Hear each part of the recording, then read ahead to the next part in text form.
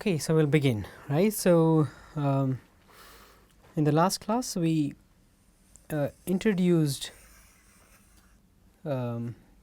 forces and interactions in colloidal system, and the way we did that was by looking at Brownian motion, right.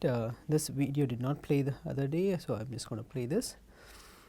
So, that is these are fluorescently labeled particles which appear bright, they more like look spherical, right. They are spherical particles which are being continuously bombarded by the solid molecules, and if you look carefully they are not really moving in any particular direction, right. They are just about there in some location and they are jiggling around, right. And that is what is called as Brownian motion. And what we did was we used this as an example, and then I told a little bit about how carefully these experiments were designed, right, to estimate the Avogadro number, right. And then in doing so we just said that there should be absence of certain forces on the system, and there should be some absence of interaction between the particles and the particles on the wall, right, in which the experiments are done. So therefore, that is how we kind of introduce you to the concept of interaction of force on the particles and then interaction between the colloidal systems. In terms of force, we talked about the force of gravity, right, Brownian force. Okay. We talked about hydrodynamic force. Okay. It was also called as drag force as well in this case. Plus we also mentioned something about osmotic pressure force. Okay. Okay. And having an idea about what is the typical magnitude of each of these forces on the particles or the magnitude of forces in a colloidal system would help you to design good experiments. Okay. And similarly we said that whenever you have many more particles, okay, if the particles are very far apart, then you do not have to worry about interactions, but typically when you work with a dispersion which contains large number of particles, when the particles are sufficiently close, then we should talk about what are called as interparticle interactions. Okay. That is not on the individual particles, but if you have particles in the immediate vicinity, okay, then you talk about the interaction between the colloidal particles. When I say vicinity, again it is relative, right, depending upon the kind of forces that you are dealing with. Okay. For example, if you talk about van der Waals forces, which will expand further, typically this van der Waals force of interactions is operative when the distance between the particles is about 10 nanometer or less. Okay. That means if you have any distance which is larger than this, you do not have to worry about van der Waals force of interaction. Okay. So we talked about van der Waals force of interaction, we talked about surface forces, right, and surface forces we said that the surface forces can come about if you have particles that could have charge, and the particle which could have some adsorbed ions, adsorbed polyelectrolytes, surfactants, nanoparticles, right. So it could be anything on the surface of the particle, and that could lead to some interactive forces. Then we also mentioned about something called as a depletion interactions. Okay. And we mentioned that such interactions would only come into picture whenever you have colloidal particles in a fluid, and to that you add a polymer or any particles such that the size of the polymer or the particle that you have added is much smaller than the particles which make up the dispersion. Okay. So again we will discuss this at length. Plus we also mentioned the final type of interaction which are what are called as hydrodynamic interactions.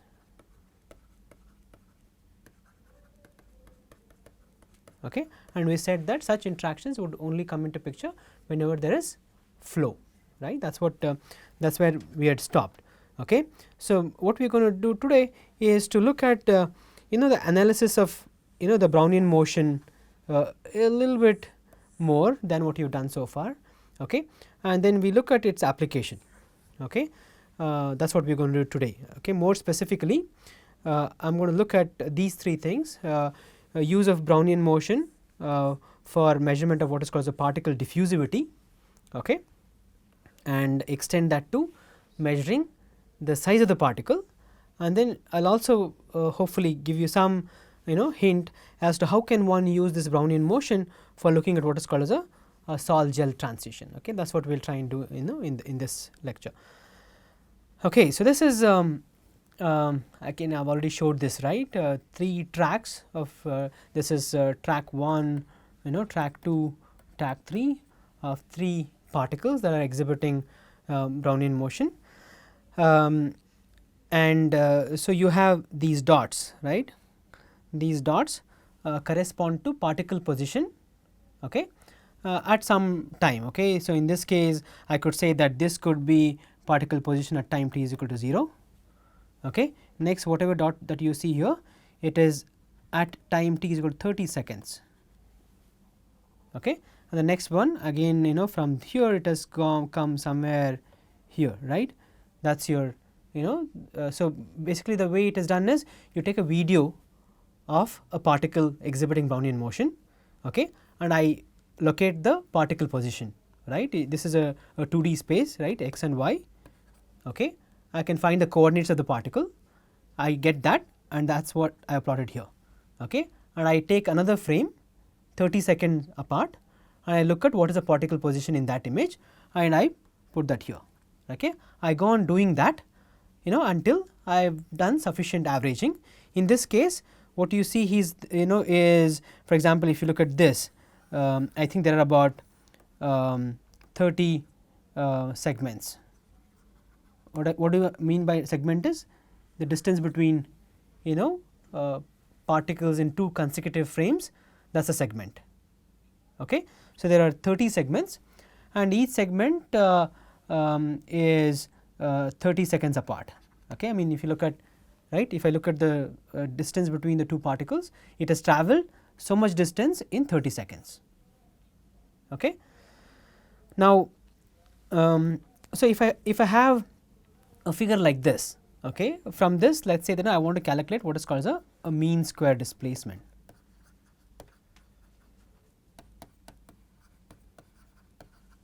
Okay. I can do that by an image like this. Okay. So, what information that I know is I should know that what is the scale of one division, right, because this is a graph, okay, and this one division, that is the distance going from maybe like say this to this, right, that distance, okay, that is 0.000325 centimeter. I know that distance. Okay. If you want to do it manually, what I can do is I can print it on a sheet of paper and I can take a scale, okay, and I can find out what is the distance between this and this, right. In if you are going to use a scale which has centimeters, I am going to say it is some say x centimeter, okay, and I can again similarly I can get what is this distance in terms of centimeter, let us say y centimeter.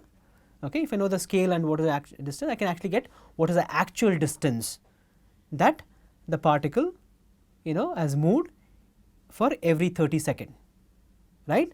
I can do that, right. So, that data is basically plotted here. Okay. So, this is a segment number, okay, starting from 1 all the way up to 30 here, okay. And in the first segment the distance that is measured, okay, in millimeter is about 38, okay, and the last one is 32. Okay. Let us go back and look at these, right. The first one was here, right, that is your first, and the last one is here, right. Okay. The distance look comparable, right. One is one is 38, other one is 32, looks like they start from here, that is your first segment, okay, and then go on tracing it and come all the way there, right. So, that is the distance that the particle has moved, okay, in every 30-second time interval. Okay. Now, of course, you can use a scale and all of that, your scaling factor, all that, and you can get what is the actual distance that the particle travels in a given 30-second interval. Now I have the actual length the particle has traveled. I can take the square of that, okay, the square of the distance the particle has moved, okay, in the first segment, second segment, I can do all of that for all the segments, okay. And then, so this is basically your, now if I add them up all and if I divide the number that you get by 30, that is what will give you what is the mean square displacement. Okay. Typically, it is given by x bar square. Okay. That is your mean square displacement. Okay. So, it turns out that if I add all these numbers up, okay, here what you get is something like this. It is 6634.8 into 10 power minus 8 centimeter square. Okay. And if I want to convert that into meter square, so that is going to be 10 power minus 4, right, meter square, right, and that divided by 30, okay, will give you a number which is something like 2.2116 into 10 power minus 10, okay, because you have 8 here, that becomes 12, right, and you have a, you know, this is 1000, right. So, it becomes something like minus 10 meter square, okay, that is x bar square, right. That now you have, so I said that every segment is, you know, it is at a 30-second time interval, right, and therefore, I can actually calculate what is the total time, right. The total time is going to be, I have 30 segments, okay, right, multiplied by 30, right, that is going to be your 900, okay, therefore, divided by 900 second, okay, that is going to be my x bar square divided by t. Okay. Now, we kind of introduced this equation that was derived by Einstein, right. So, where the mean square displacement, okay, is equal to 2 times d times capital D times t, where d corresponds to the dimension, right. So, if you are doing experiments in 1 dimension, d is going to be 1. If you are doing experiments in 2 dimension, d is going to be 2, right. Therefore, if I put all these numbers, okay, it turns out, so now because this is a trajectory in 2 dimensions, okay, therefore, whatever x bar that I have calculated, right, this is for 2 dimension. Okay. If I want to get what is diffusivity, what I need is delta x square of t, that is average, divided by 4 times t, right, because I am doing experiments in 2 dimensions. Therefore, your d is going to be whatever the number that you got here, that is 2.2116 into 10 power minus 8 divided by 4 into 900, right. Can you get this number for me if you have a calculator? Let us do that. It is 2.2116 divided by 4 and then divided by 900. Okay. That comes out to be something like 6.1 into 10 power minus 12, yeah, that is going to be in meter square per second, right. Now, so from these experiments, what you can do is you can actually get what is the diffusivity of the particles, right. Now, you can ask a question as to what is the, why do we need diffusivity? right. It turns out that I can use these diffusivity measurements for calculating what is the. So, in these experiments, so Perrin did experiments with particles whose size was known, okay. 0.52 micrometer was the size of the particle, right. Now, if you do not know this size, I can actually use these mean square displacement calculations, okay, from which I can get diffusivity to estimate what is the size of the particle. Okay.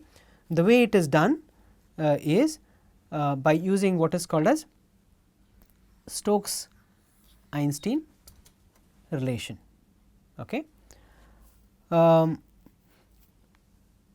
again what we will do is what we are trying to do is we want to relate the Brownian motion that the particles exhibit to the diffusivity of the particles. Okay. Now, whenever you have a particle moving in a fluid, we say that there is going to be a drag force, right. That is the force that is exerted in the direction of flow, right. So, the drag force is exerted in the direction opposite to the flow of fluid, right. Okay. So, if the particle is moving like this, okay, and its movement is going to be hindered by the fluid, right, and it is going to experience a force in the direction opposite to its movement, right. So, again you would have learned this concept of drag coefficient in fluid particle mechanics or in your mechanical operation course, where the drag coefficient goes as what is called as F d by A p. This F d is what is called as a projected area that the fluid of the particle, right. If I have a like say if you have a stationary column of liquid, and if the particle is falling like this, if I see from the top, what I see is this circle, right. That is your projected area, right. And of course, if it was to fall like this, okay, then I am going to see if it's going to be a cylinder, I am going to see a rectangle, right. So, that is your projected area. So, that is A p is the projected area, and F d is the drag force, and u naught is the velocity with which the particle is moving, okay, and rho is a density of the fluid. Okay. Now, okay. So, because we are working with colloidal particles, okay, it turns out that because of the fact that the particles that we are dealing with are very, very small, right, of the order of 10 power minus 9 meter to 10 power minus x meter, it turns out that the Reynolds number that you calculate for any problem that involves colloidal particles is going to be very, very small. Okay. That means Reynolds number, which is the ratio of inertial forces to viscous forces, is going to be always small. Okay. In such cases, your C d goes as 24 divided by Reynolds number. Okay.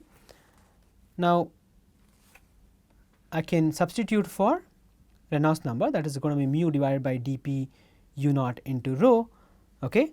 And if I do some simplification, because I know that if C d is 24 divided by Reynolds number, I know that.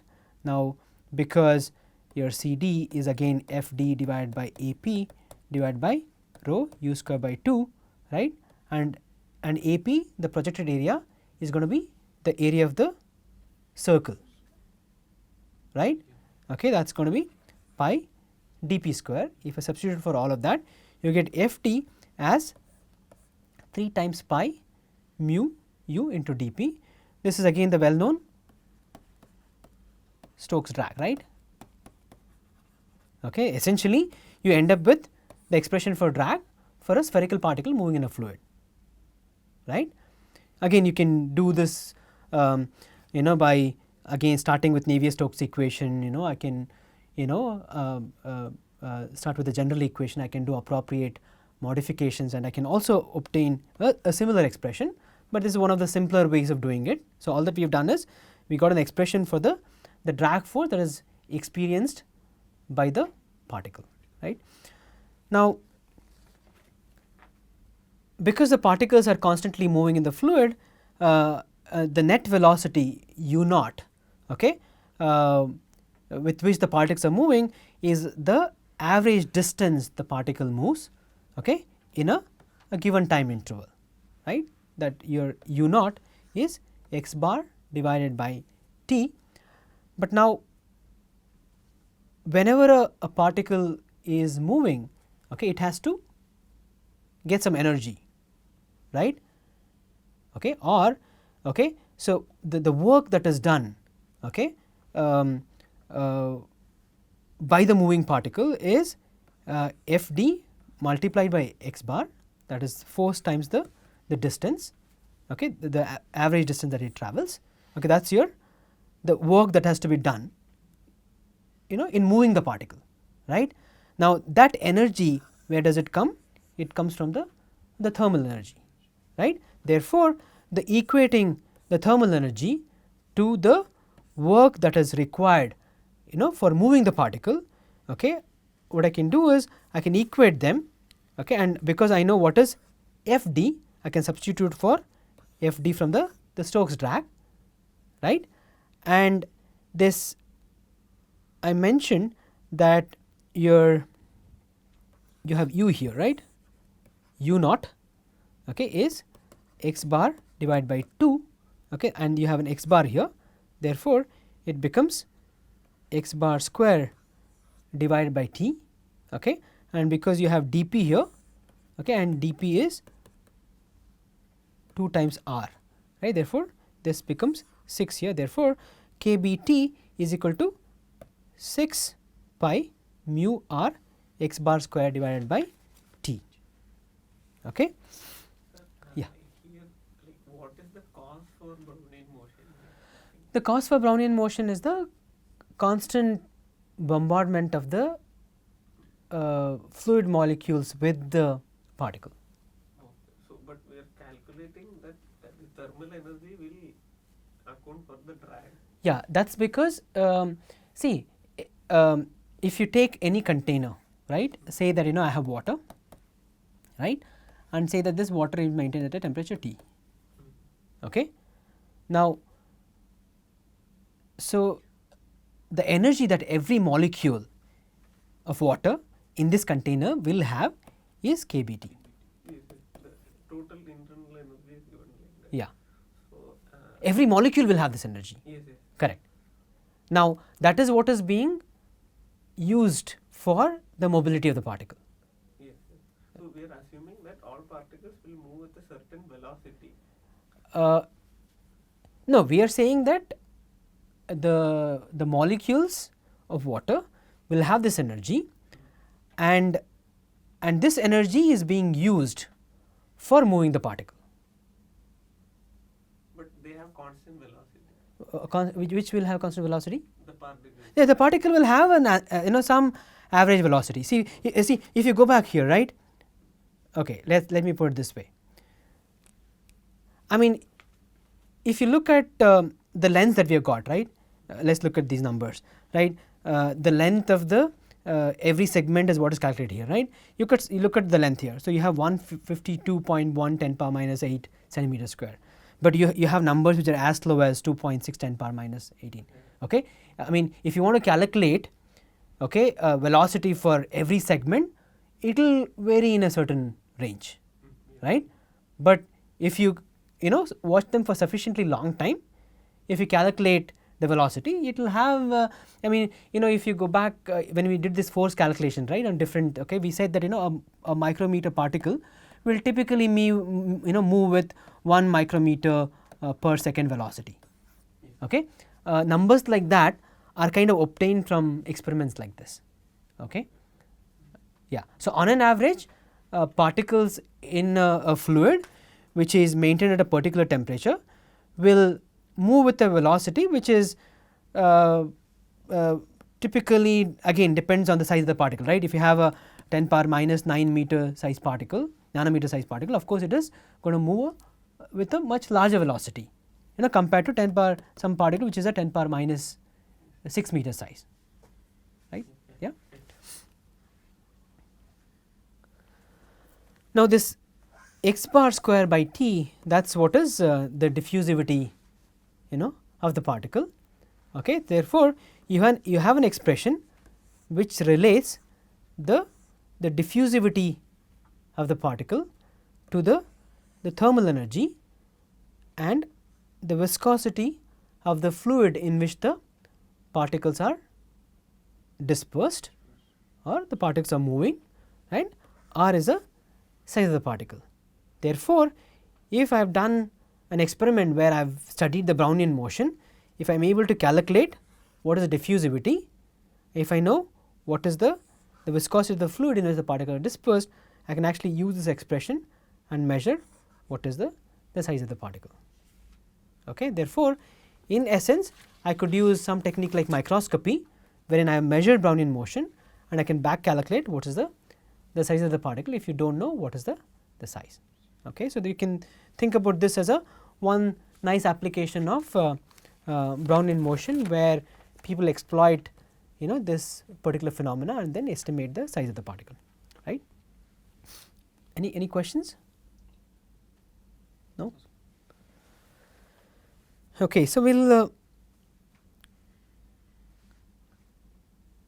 okay, now you can go back and take a look at, so because we have measured diffusivity, right, from the earlier track that we looked up, right, and if you take water, say 0.001 Pascal second, right, that is the viscosity, and put in appropriate values for kBT 1.38 into 10 power minus 23, and temperature, I think what is taken in the in this reference is 290 Kelvin. If you put in all of that, you can back calculate R, and the value that you should get should be very close to 0.52 10 power minus 6 meter.